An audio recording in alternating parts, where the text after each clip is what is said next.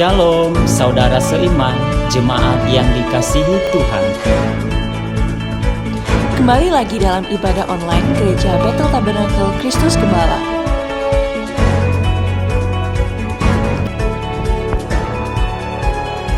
Selamat beribadah dan Tuhan Yesus memberkati.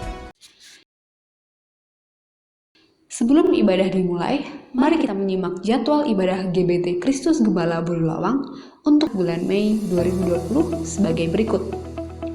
Ibadah-ibadah doa dilaksanakan agar hubungan umat dengan Tuhan terus terjalin baik secara komunal maupun pribadi. Ibadah doa mandiri dengan kontemplasi dari khotbah di ibadah minggu untuk membangun komitmen mengiring sepanjang minggu. Selasa pukul 9 malam, kita laksanakan doa malam live Zoom dilayani oleh Pastor Yoswondo. Adapun doa pagi dilaksanakan Rabu, Kamis, dan Jumat secara online di YouTube dilayani oleh Pendeta Bambang Riyadi. Pendalaman Alkitab dilaksanakan online dan dilayani oleh Pendeta Bambang Riyadi. Kita perlu bertumbuh dalam pengenalan Alkitab lebih dalam lagi. Ayo kaum muda, seru-seruan ngumpul dalam Kriskilab Youth Meeting yang kita laksanakan pada hari Sabtu jam 6 sore. Jangan lupa ya guys, gak ada lo gak seru, bener deh. Ibadah Raya dilaksanakan pada hari Minggu pukul 8 pagi, live streaming di YouTube. Diharapkan jemaat mengikuti ibadah tepat waktu untuk membangun kebersamaan. Jangan lupa share momen ibadah saudara di grup WhatsApp kita. Kriskila Kids untuk kelompok anak-anak dan remaja pratama dilaksanakan pada hari Minggu setengah 10 pagi. Dilaksanakan secara online dan interaktif. Mohon orang tua memfasilitasi dan membantu agar anak-anak mendapatkan pelayanan yang terbaik. Bagi jemaat yang membutuhkan dukungan doa, silakan menghubungi Pastor Wondo, bisa juga melalui SMS atau WhatsApp. Setiap ibadah adalah kesempatan kita untuk memberikan persembahan kepada Tuhan sebagai wujud ucapan syukur pada Tuhan pemelihara hidup kita. Persembahan-persembahan tiap ibadah dan persembahan persepuluhan dapat saudara serahkan kepada bendahara. Bila tidak bisa menyerahkan langsung, saudara dapat menghubungi bendahara supaya ada yang mengambil. Dimohon agar setiap jemaat melakukan presensi setiap ada ibadah, agar setiap jemaat terpantau ibadahnya. Demikian warta jemaat, selamat beribadah, nikmatilah kebersamaan dengan Tuhan dan keluarga. Tuhan Yesus memberkati. Shalom jemaat Tuhan yang dicintai, yang dikasihi oleh Tuhan Yesus Kristus. Bersyukur kembali pada saat ini kita boleh menikmati segala kebaikan, anugerah, kasih karunia demi kasih karunia yang Tuhan selalu anugerahkan dalam kehidupan kita sampai pada saat ini. Saudaraku yang terkasih, mungkin di saat-saat seperti ini, dalam situasi, kondisi yang mungkin tidak menyenangkan bagi kita, baik itu dalam bentuk ibadah kita, tidak bisa kita bertatap muka secara langsung dengan teman-teman seiman kita. Tetapi saudara, itu tidak menjadi satu hambatan atau satu halangan kita untuk tetap beribadah kepada Tuhan Yesus. Kita harus selalu berada di dalam Tuhan Yesus sekalipun dalam situasi kondisi yang kita alami. Saudaraku yang terkasih di dalam nama Tuhan Yesus Kristus, pada pagi hari ini kita akan menghadap hadirat Tuhan kembali. Kita akan beribadah, kita akan bersekutu dengan Tuhan. Mari kita mempersiapkan hati kita untuk kita tetap sungguh-sungguh menghadap Raja di atas segala raja, itu Tuhan Yesus Kristus. Mari kita akan menyembah Dia. Mari kita akan memuji Dia dengan dalam roh dan kebenaran. Untuk itu saudara, mari saya mengajak jemaat Tuhan yang dikasihi oleh Tuhan, jemaat GBT Bulawang yang berada di luar sana, untuk kita berdoa dan mempersiapkan waktu ibadah kita pada saat ini. Mari kita berdoa. Bapa di dalam surga, yang kami sembah, yang kami percaya di dalam diri anak-Mu Tuhan Yesus Kristus, yang adalah junjungan kami yang tinggi, yang adalah juru selamat hidup kami sampai kekekalan. Tuhan Yesus yang baik, dalam situasi kondisi saat ini yang kami alami, pribadi lepas pribadi Tuhan, tetapi ini tidak menjadi satu tantangan bagi kami untuk tetap bersekutu di hadapan Tuhan. Bapa di surga, pada saat ini jemaat GBT Bulawang yang akan mempersiapkan kehidupannya untuk bersekutu dengan Tuhan. Untuk itu Bapa, sebelum kami memulai ibadah persekutuan kami yang indah di dalam Tuhan Yesus Kristus, kami berdoa Tuhan, kami memohon anugerah rahmat kasih karunia Tuhan Yesus beserta dalam hidup kami. Engkau memberkati setiap kami Tuhan. Engkau akan mengurapi kami. Engkau yang akan mempersiapkan segala kehidupan kami untuk bisa layak untuk memuji dan menyembah Tuhan pada saat ini Tuhan. Engkau memberkati setiap fasilitas atau ruangan yang kami pakai Bapa untuk bersekutu di hadapan Tuhan. Kiranya kuasa Roh Kudus Tuhan terjadi bagi setiap kehidupan kami. Kami berdoa untuk jemaat-jemaat Tuhan yang berada di rumah dimanapun saat ini berada. Begitu juga para hamba-hamba Tuhan yang melayani pada saat ini. Kami berdoa dalam nama Yesus, kuasa Tuhan Yesus beserta dengan mereka. Terima kasih Bapa, terima kasih Tuhan Yesus. Kuasa-kuasa kegelapan, kuasa-kuasa si jahat yang akan mengganggu kehidupan kami dalam persekutuan kami di dalam Tuhan Yesus Kristus pada saat ini, kami serahkan, kami tolak kuasanya dalam nama Yesus. Sehingga pada saat ini hanya kuasa darah Yesus yang terjadi dan yang berkuasa atas kehidupan kami, bahkan setiap persekutuan kami.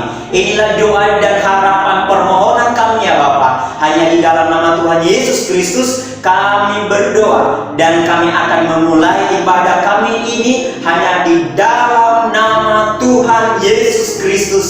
Kami telah siap beribadah dan menyembah Tuhan. Haleluya Tuhan Yesus.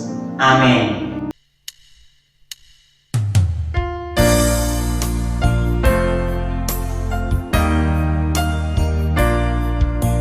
Oleh karena kemurahan Tuhan ku ada sampai hari ini.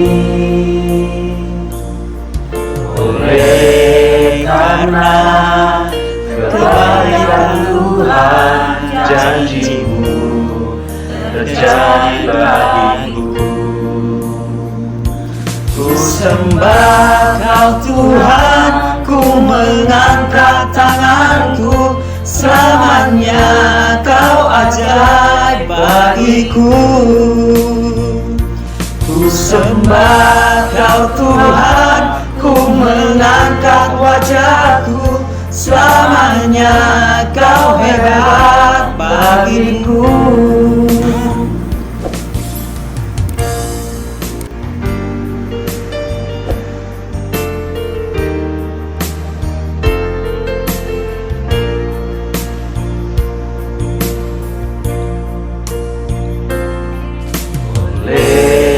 Karena kemurahan Tuhan ku ada sampai hari ini. Oleh karena Baiklah Tuhan, janji-Mu terjadi bagiku. Ku sembah Kau Tuhan, ku mengangkat tanganku, selamanya Kau ajaib bagiku. Ku sembah Kau Tuhan, ku mengangkat wajahku, selamanya Kau hebat bagiku.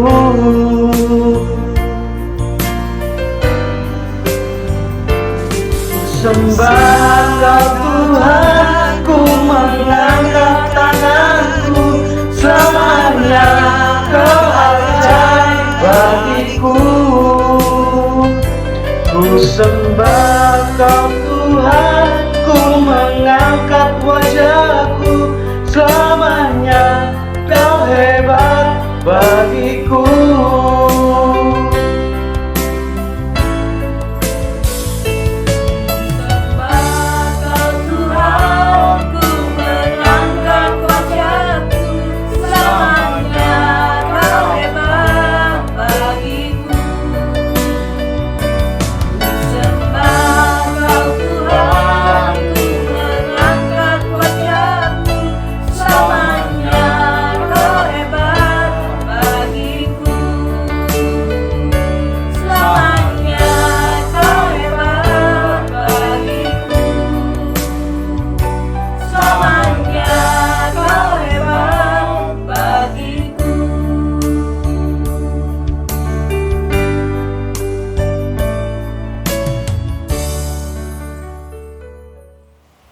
Shalom, selamat pagi Bapak Ibu jemaat Tuhan yang dikasihi oleh Tuhan Yesus Kristus. Kembali pagi hari ini kita berjumpa di dalam ibadah online. Dan pagi hari ini saya bersyukur kepada Tuhan diberi kesempatan untuk menyampaikan kebenaran firman Tuhan. Tema yang akan saya sampaikan pagi hari ini adalah tentang pelayanan Rasul Paulus. Kita akan buka di dalam 1 Tesalonika pasal 2 ayat pertama sampai ayat yang ke-12.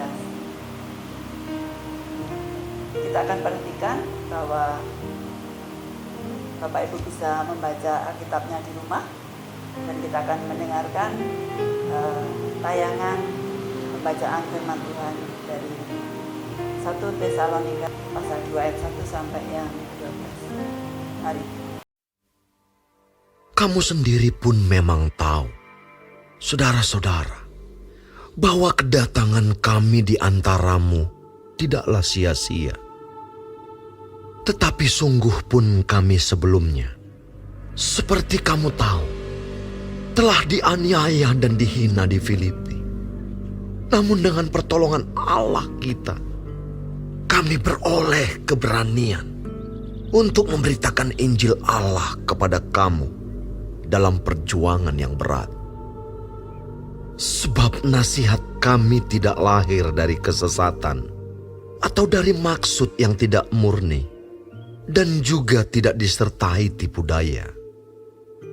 Sebaliknya, karena Allah telah menganggap kami layak untuk mempercayakan Injil kepada kami, karena itulah kami berbicara, bukan untuk menyukakan manusia, melainkan untuk menyukakan Allah yang menguji hati kita.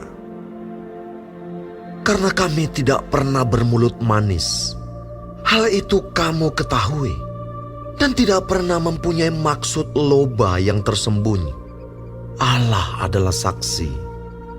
Juga tidak pernah kami mencari pujian dari manusia, baik dari kamu maupun dari orang-orang lain. Sekalipun kami dapat berbuat demikian sebagai rasul-rasul Kristus, tetapi kami berlaku ramah di antara kamu, sama seperti seorang ibu mengasuh dan merawati anaknya. Demikianlah kami dalam kasih sayang yang besar akan kamu. Bukan saja rela membagi Injil Allah dengan kamu, tetapi juga hidup kami sendiri dengan kamu, karena kamu telah kami kasihi. Sebab kamu masih ingat, saudara-saudara, akan usaha dan jerih lelah kami, sementara kami bekerja siang malam, supaya jangan menjadi beban bagi siapapun juga di antara kamu. Kami memberitakan Injil Allah kepada kamu. Kamu adalah saksi. Demikian juga Allah, betapa saleh, adil dan tak bercacatnya kami berlaku di antara kamu yang percaya. Kamu tahu betapa kami seperti bapa terhadap anak-anaknya telah menasihati kamu dan menguatkan hatimu seorang demi seorang, dan meminta dengan sangat supaya kamu hidup sesuai dengan kehendak Allah yang memanggil kamu ke dalam kerajaan dan kemuliaannya. Bapak Ibu yang dikasihi oleh Tuhan Yesus Kristus, sesuatu yang sangat luar biasa kalau kita perhatikan di dalam ayat pertama dari pasal 2 ini, bagaimana Paulus mengatakan bahwa apa yang dikerjakan, apa yang dilakukan adalah tidak sia-sia.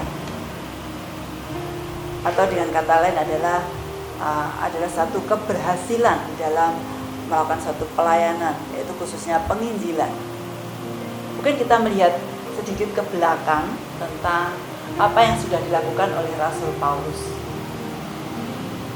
Rasul Paulus melakukan satu pelayanan atau penginjilan di Tesalonika. Pada awalnya dia datang ke sinagoge, ya.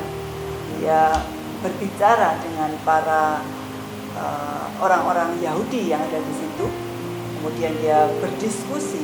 Mereka juga menyampaikan tentang Yesus, Raja orang Yahudi yang sudah menyelamatkan, yang sudah bangkit dan naik ke surga.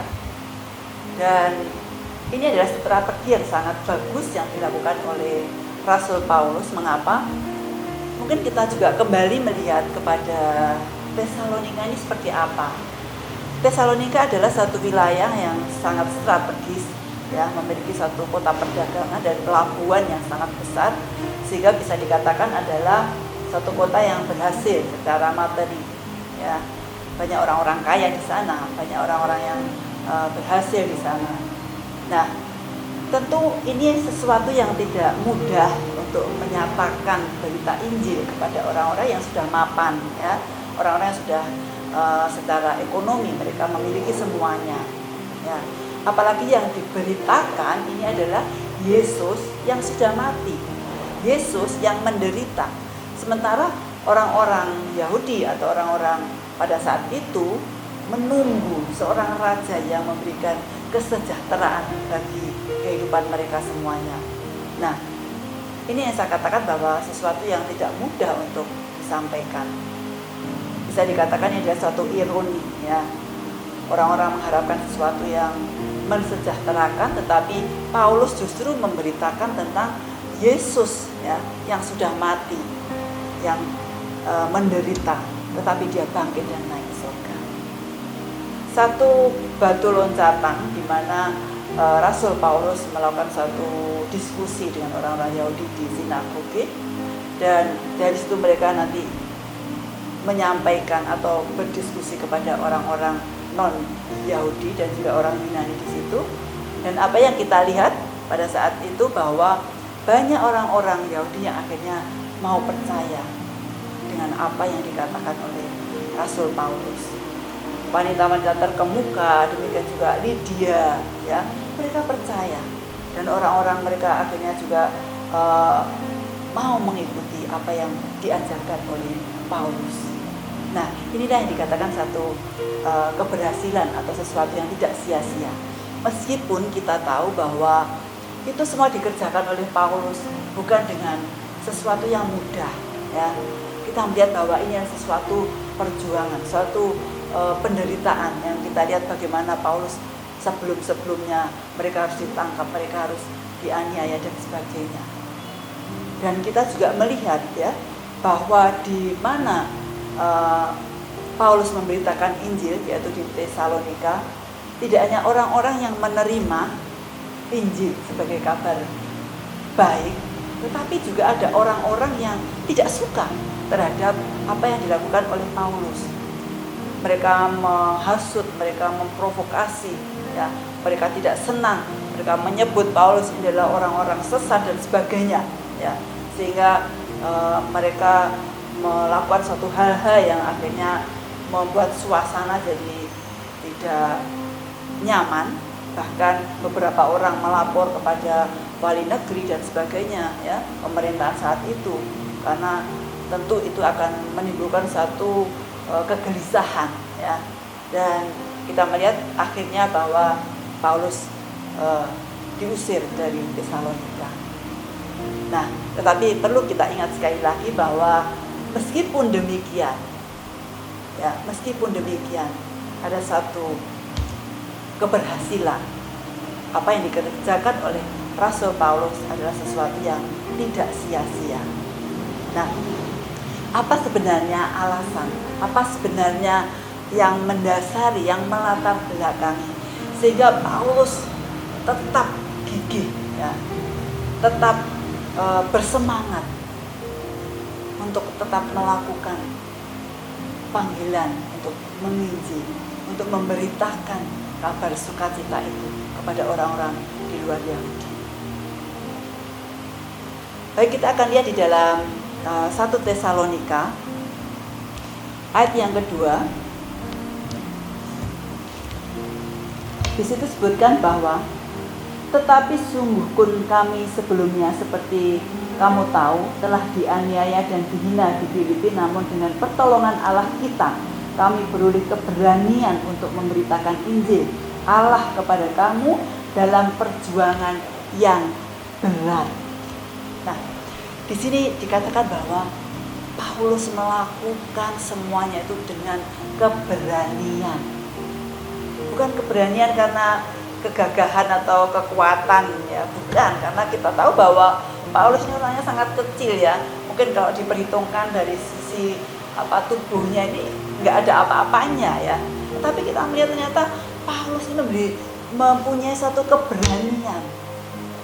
Dan keberanian ini bukan karena dari dirinya sendiri, tapi keberanian dari Tuhan, dari Roh Kudus yang menolong, yang menguatkan, meneguhkan, sehingga Paulus berani untuk melakukan pelayanan dan penginjilan di Tesalonika.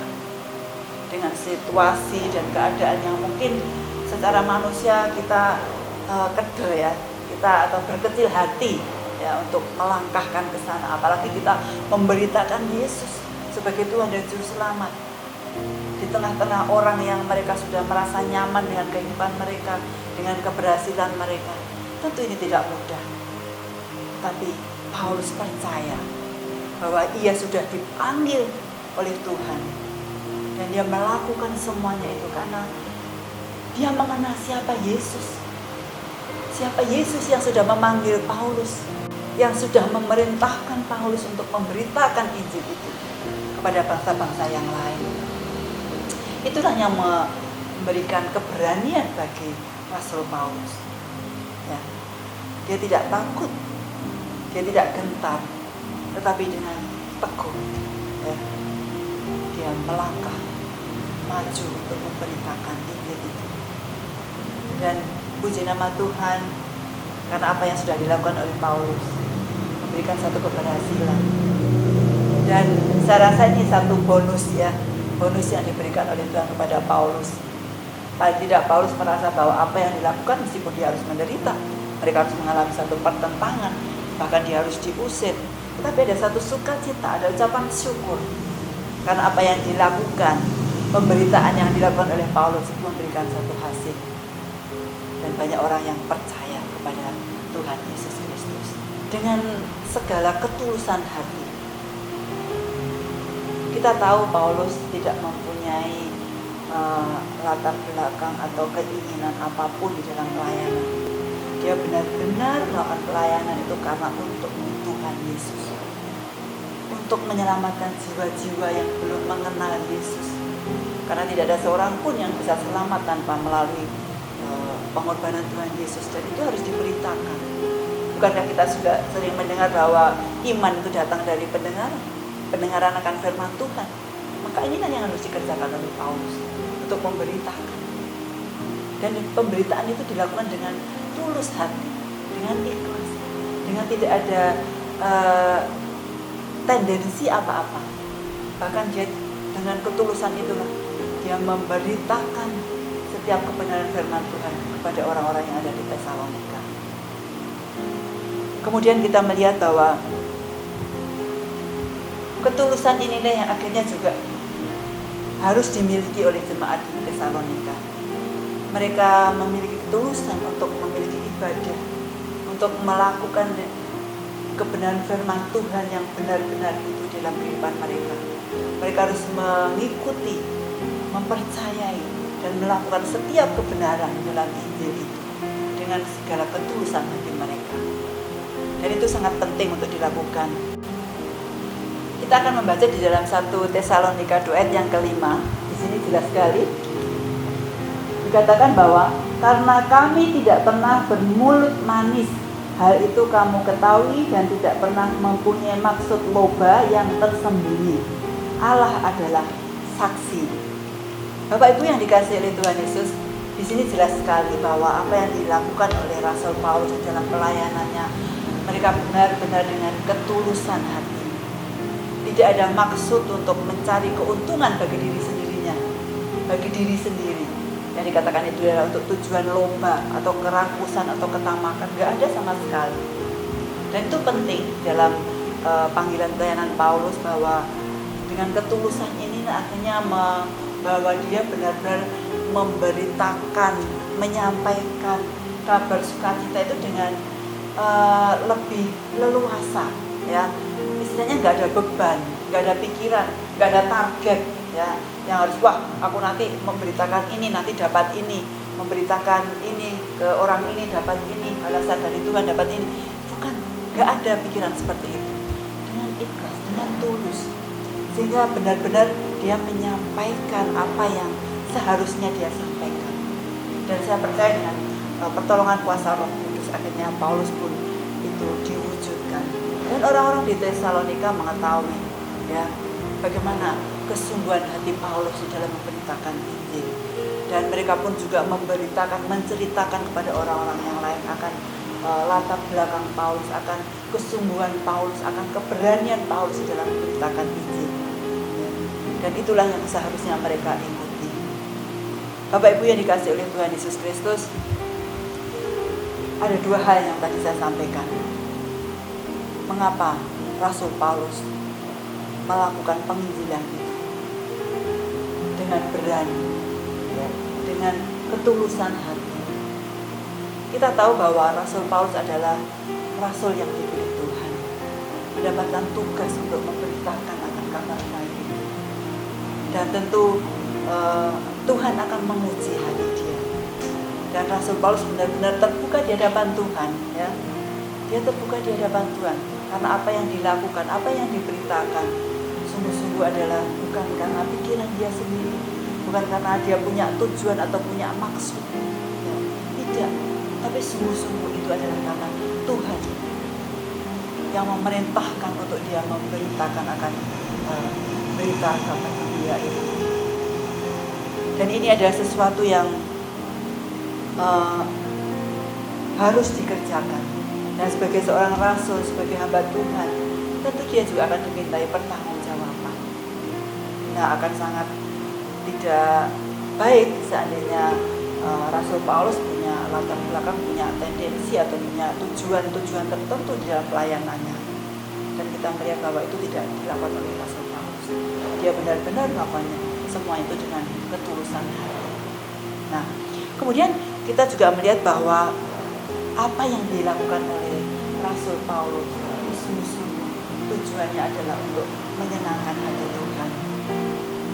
Ini adalah sesuatu yang luar biasa. Bapak Ibu, kita tahu siapa Paulus. Dia adalah seorang yang membunuh orang-orang Kristen, yang menganiaya, melakukan hal-hal yang luar biasa kepada orang-orang Kristen waktu itu.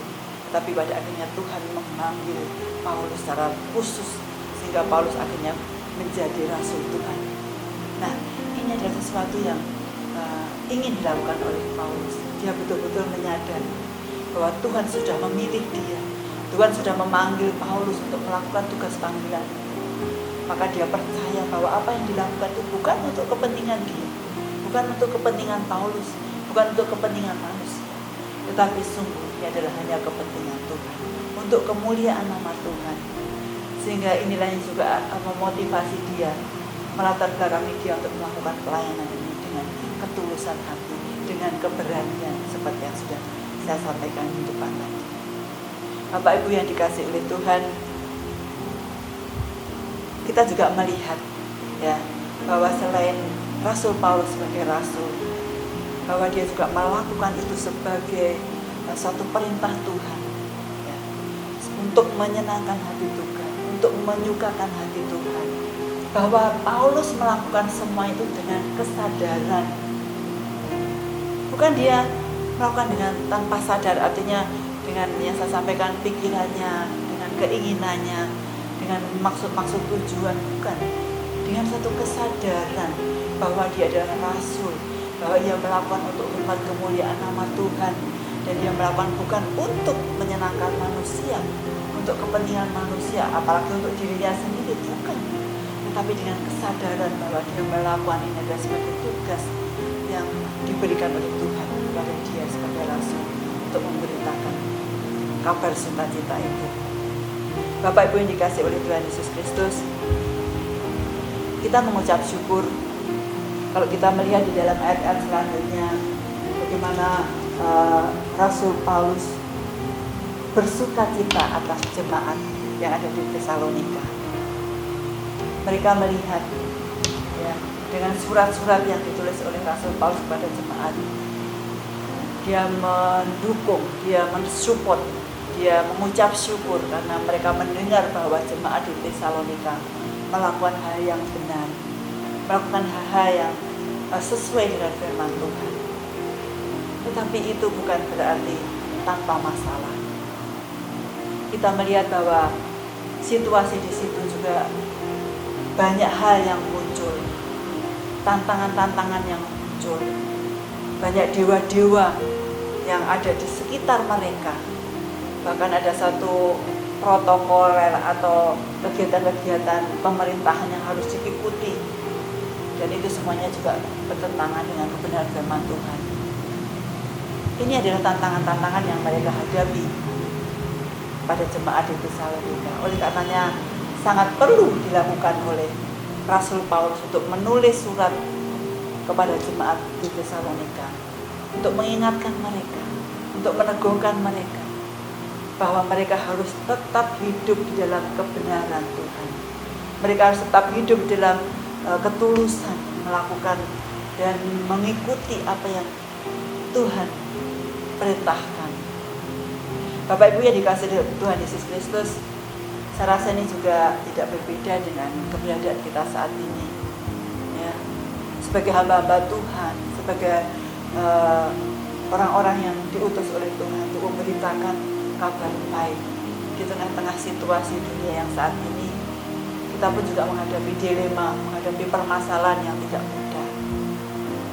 Kita melihat materialisme, kita melihat teknologi, kita melihat begitu banyak hal yang sekarang ini bermunculan ada di permukaan bumi, dan itu juga menjadi hambatan-hambatan, tantangan-tantangan yang harus kita hadapi. Memang kita percaya bahwa Tuhan senantiasa menyertai kita, bahwa Tuhan sudah mengirimkan Roh Kudus kepada setiap kita hamba-hambanya untuk kita terus berani memberitakan firman Tuhan.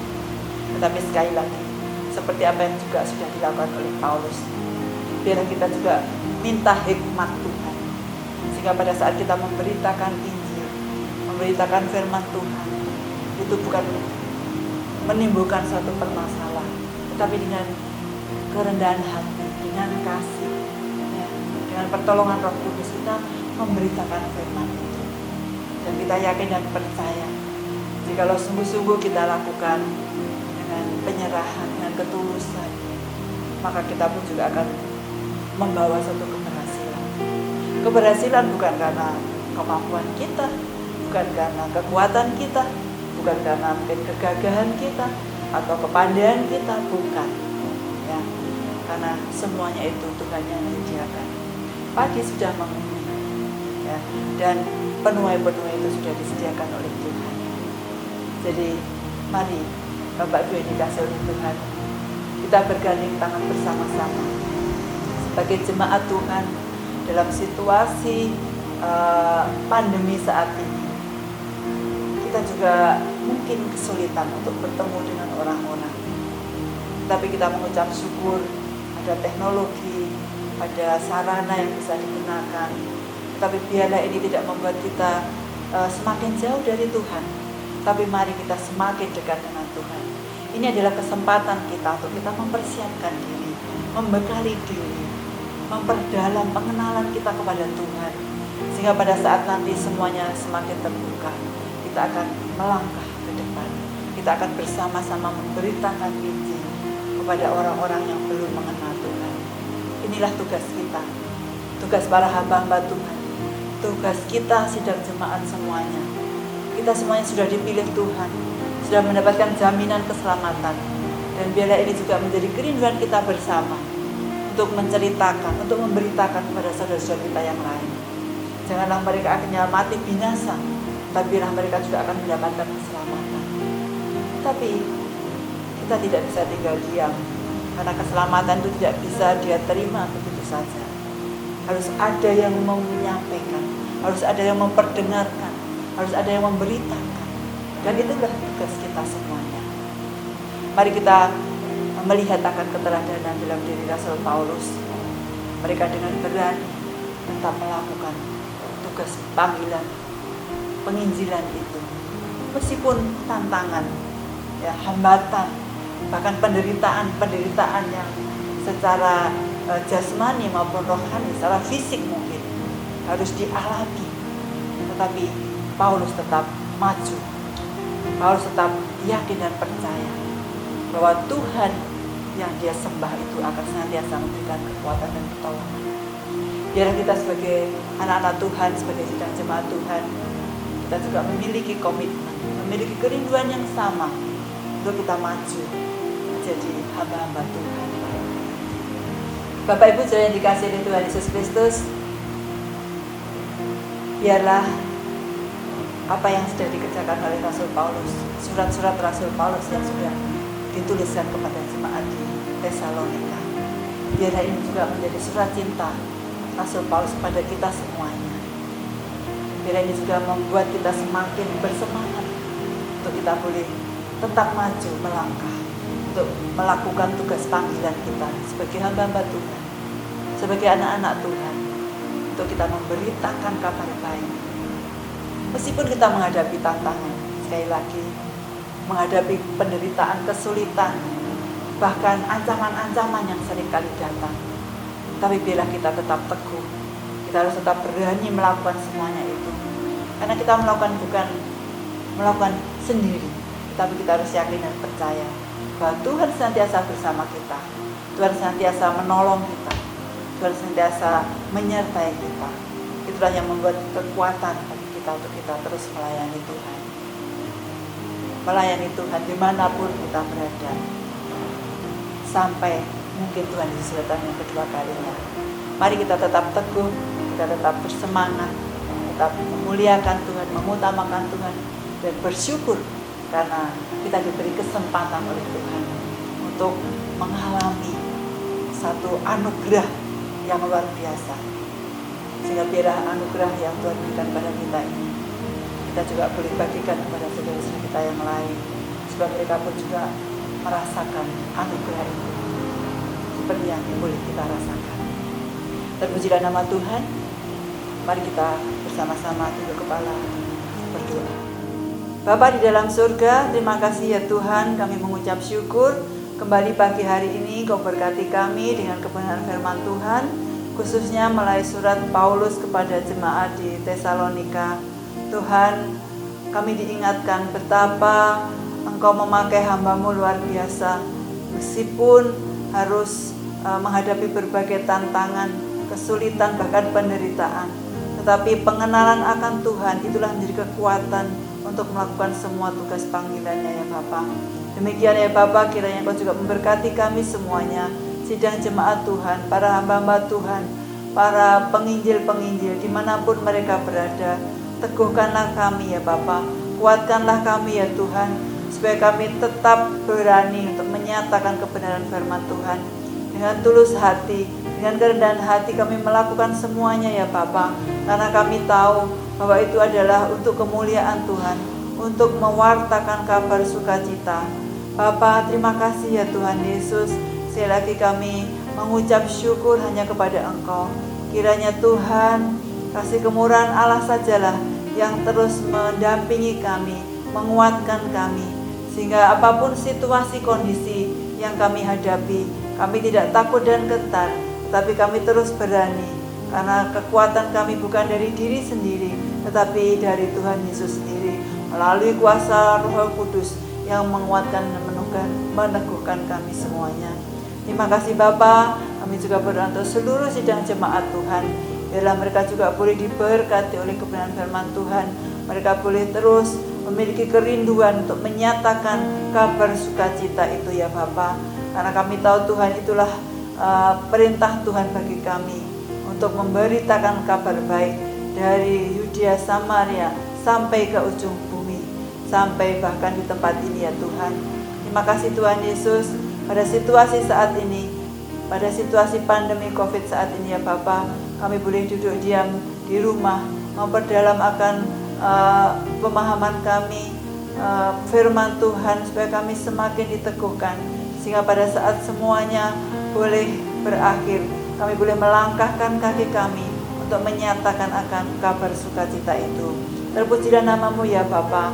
Kami naikkan doa kami hanya di dalam nama Tuhan Yesus Kristus. Haleluya. Amin. Jemaat yang dikasihi oleh Tuhan, kita telah diberkati oleh kebenaran firman Tuhan pada saat ini, pada pagi hari ini. Dan biarlah kita boleh menjadi pelaku-pelaku kebenaran firman Tuhan dalam kehidupan kita, dan kita boleh melaksanakannya dan mempraktekannya bagi sekeliling kita. Untuk itu pada saat ini mari saya mengajak kita untuk berdoa bersama-sama untuk menaikkan setiap doa syafaat kita di dalam Bapa di surga. Mari saudara kita berdoa. Bapa di dalam surga, di dalam nama Tuhan Yesus Kristus, kami mengucap syukur Tuhan jikalau pada pagi hari ini kami telah diberkati dalam bentuk pujian penyembahan kepada Tuhan. Dan terlebih-lebih ya Bapa, pada saat ini kami telah dikenyangkan oleh kebenaran firman Allah yang begitu luar biasa dalam hidup kami.